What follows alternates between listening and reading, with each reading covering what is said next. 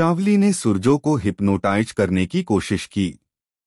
उसने अपनी आंखों में ऐसा जादू भरा कि सामने वाला व्यक्ति अपनी होशोहवास खो दे।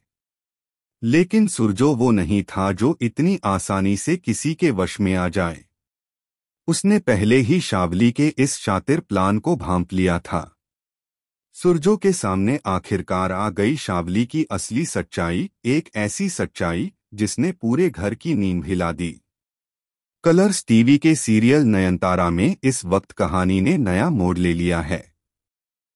जैसे ही शावली को एहसास होता है कि सुरजो अब उससे शादी नहीं करेगा, उसका गुस्सा 7वें आसमान पर पहुंच जाता है।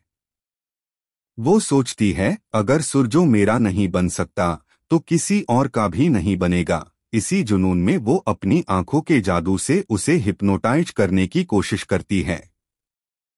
लेकिन किस्मत को कुछ और ही मंजूर था।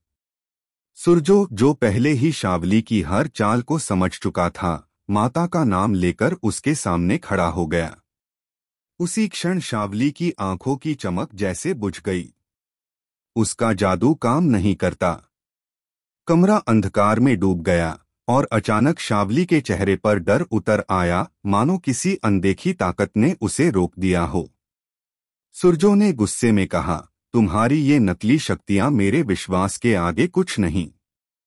मैं सच्चाई के रास्ते पर हूं, भगवान मेरे साथ हैं।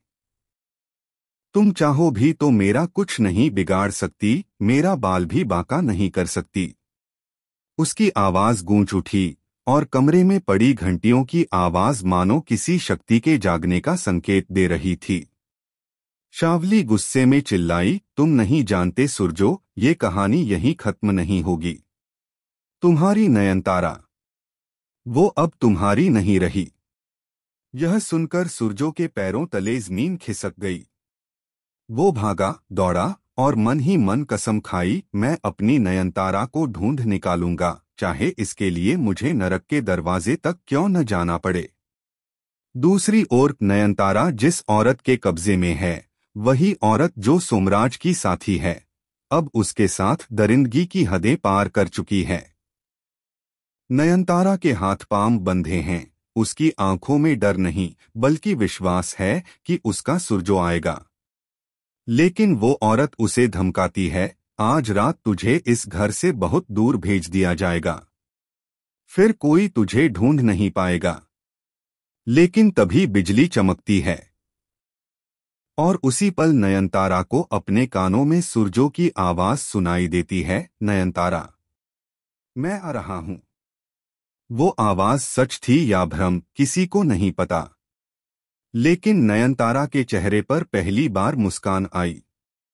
उधर शावली, जो खुद को सबसे शक्तिशाली समझती थी, अचानक बेहोश होकर गिर पड़ी।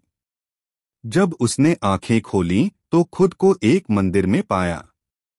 वहां मां दुर्गा की मूर्ति के सामने सुरजो खड़ा था और उसके हाथ में वही ताबीज था जो कभी नयनतारा पहनती थी। शावली डर के मारे कांपने लगी, क्योंकि उसे पता चल गया था कि उसका खेल अब खत्म होने वाला है। कहानी यहीं नहीं रुकती, अगले एपिसोड में आएगा अब तक का सबसे बड़ा ट्विस्ट। सुरजो को पता चलेगा कि नयनतारा के अपहरण के पीछे सिर्फ सोमराज नहीं बल्कि कोई और भी है, कोई ऐसा जो उसके अपने खून का रिश्ता रखता है। क्या सुरजो अपनी नयनतारा को बचा पाएगा, या फिर शावली का कोई और अंधेरा राज सब कुछ तबाह कर देगा?